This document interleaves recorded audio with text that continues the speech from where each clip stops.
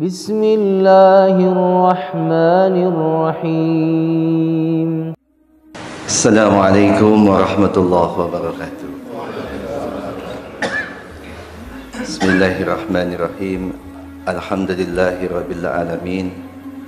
Assalatu wassalamu ala asrafil anbiya'i wal mursalin Muhammadin wa ala alihi wa ashabi ajma'in. Ya ayyuhalladzina amanu taqullaha haqqa tuqatih wa la tamutunna illa wa antum muslimun.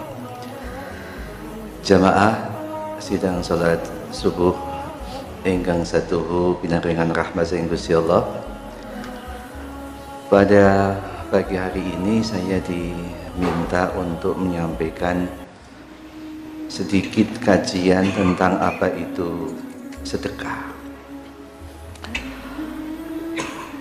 Ada satu ungkapan dalam bahasa Jawa yang nanti bisa menggambarkan tentang bagaimana orang Jawa itu memaknai kata sedekah. Kira-kira kata yang cocok bagi orang Jawa untuk mengungkapkan kata sedekah menika punapa para Bapak Ibu? Ada yang kira-kira, saya yakin orang Bantu, orang Jawa gitu. Kira-kira kata yang paling representatif, paling mewakili itu kata apa? Saya coba ngolah alik begitu. Ngolah alik itu menelaah. Ada kata dalam bahasa Jawa yang mungkin Bapak Ibu sering menggunakan, yang sering dikenal dengan istilah aweh. Aweh itu makna dasarnya adalah memberi.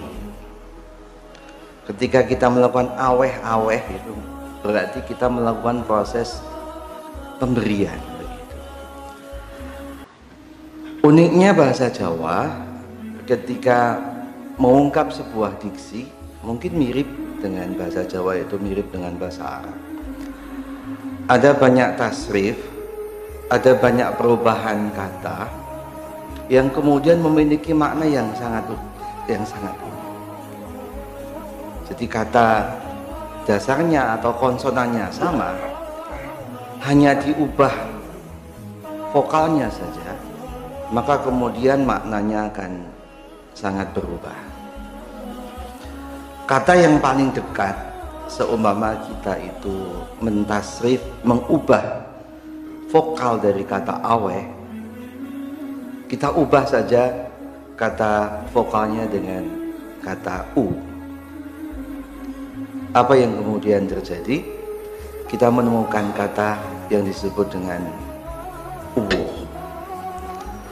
Uwuh secara sederhana adalah sampah. Sehingga orang Jawa mengatakan ojo aweh barang sing uwuh. Jangan memberikan sebuah pemberian tapi pemberian itu tidak berarti. Ada ungkapan yang sangat luar biasa di dalam Al-Quran. Kita bisa telusur dalam surat At-Taghabun. In tuqridullaha qardan hasana yudha'ifu lakum wa yaghfir lakum wallahu syakurun halim. Berikan pinjaman, berikan pemberian kepada siapa? Sedekah itu hakikatnya pemberian kepada Allah. Berbeda kalau seumpama hari ini kita mengenal istilah filantropi.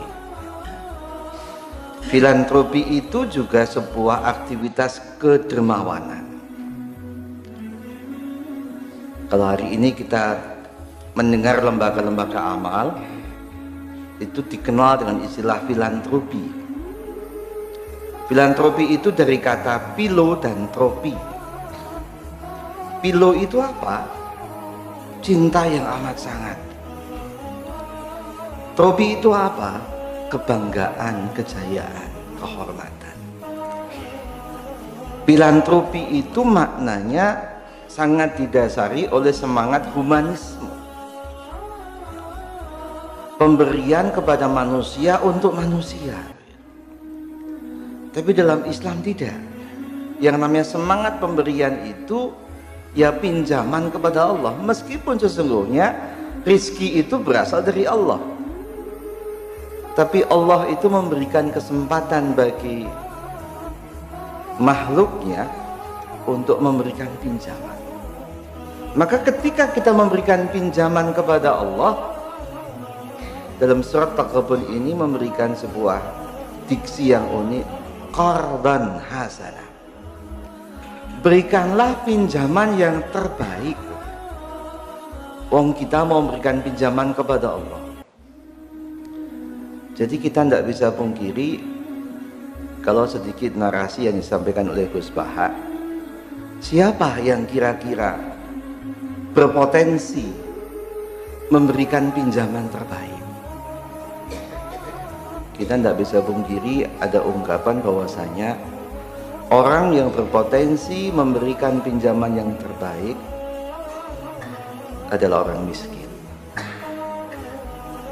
bukan orang kaya. Orang miskin itu biasanya ketika memberikan pinjaman, mohon maaf, itu dengan pinjaman terbaik. Karena hanya punya harta sedikit, maka kemudian dia akan memberikan pinjaman dengan cara yang terbaik, bahkan dengan jumlah yang terbaik. Andaikan seorang yang mustadafin, orang yang fakir, punya uang 100.000, bisa jadi orang yang fakir ini bisa memberikan sedekahnya sampai, mohon maaf, 50.000, bisa jadi. Berarti separuh dari harta yang ia punya. Tapi bisa jadi orang kaya, ketika dia punya harta 1 triliun, ketika harus memberikan sedekah sampai 50%, itu kemudian berpikir 2 kali. Ini yang kemudian disebut bahwasanya justru orang-orang yang papa itu akan memberikan pemberian terbaik kepada Allah. Tidak kemudian merasa rugi, karena makna pemberian itu adalah sebuah kehilangan. Sehingga para ulama ketika bicara tentang sedekah, itu kehilangan untuk Allah. Kita tidak bisa pungkiri memang kemudian yang namanya kita bersama, kita bisa beribrah kepada Rasulullah. Ada sebuah cerita menarik terkait tentang cerita sedekah ini. Satu waktu Rasulullah bertanya kepada istrinya, apakah hari ini tersedia makanan untuk beliau. Kemudian Siti Aisyah menyampaikan, "Duh Kanjeng Nabi, saestu dalem nyuwun pangapunten, sungguh saya mohon maaf." "Kenapa ya Aisyah?"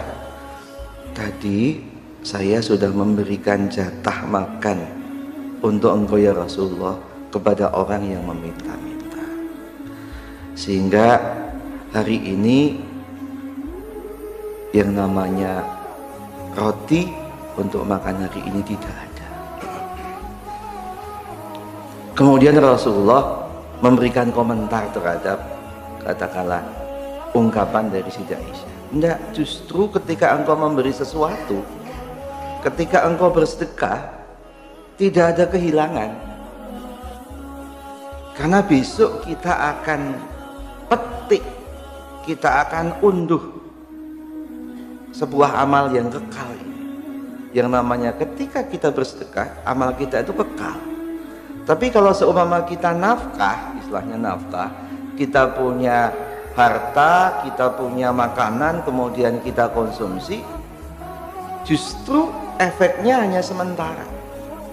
Mampir ke perut, kemudian mohon maaf diolah oleh tubuh, dan kemudian dikeluarkan jadi sebuah kotoran. Ya hanya sementara.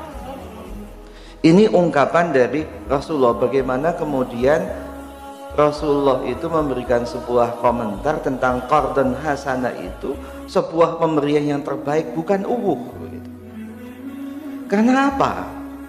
Surat ini juga memberikan informasi Dalam bahasa orang-orang sosial, yang namanya katakanlah sedekah, yang namanya filantropi, itu pasti punya dampak positif. Dampak positifnya apa? Yudha'ifu lakum wa yaghfir lakum.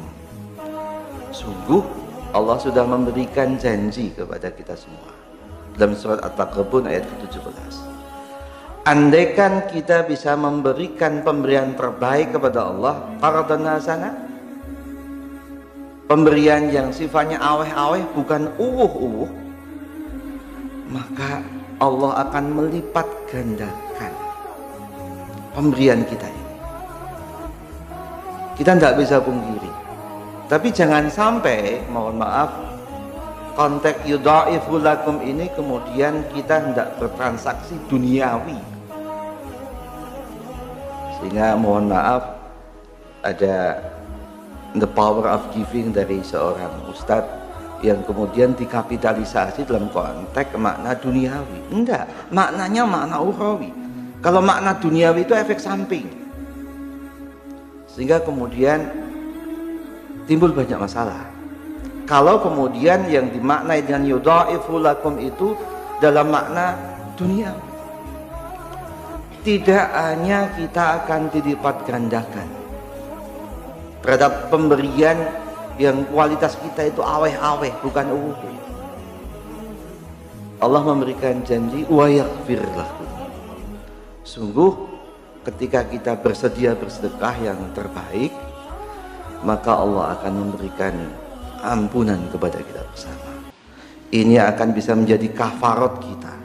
Ini akan bisa menjadi penebus semua kesalahan kita. Wallahu syakurun halim. Dan Allah, betul Allah itu maha bersyukur dan maha penyantun. Allah sangat merindukan makhluknya ini. Ketika memberikan qardan hasanah, maka Allah akan bersyukur. Ketika Allah itu sudah bersyukur, maka la in sakartum la azidannakum wa la in kafartum inna adzabi lasyadid. Sungguh yang namanya ketika kita melakukan sedekah dengan kualitas terbaik dan qardan hasanah, maka insya Allah kita akan mendapatkan pelipat gandaan dari yang namanya balasan dari Allah, baik di dunia maupun di akhirat. Dan insya Allah kita akan mendapatkan pengampunan terbaik dari Allah. Mudah-mudahan bermanfaat. Billahi taufiq wal hidayah. Assalamualaikum warahmatullahi wabarakatuh.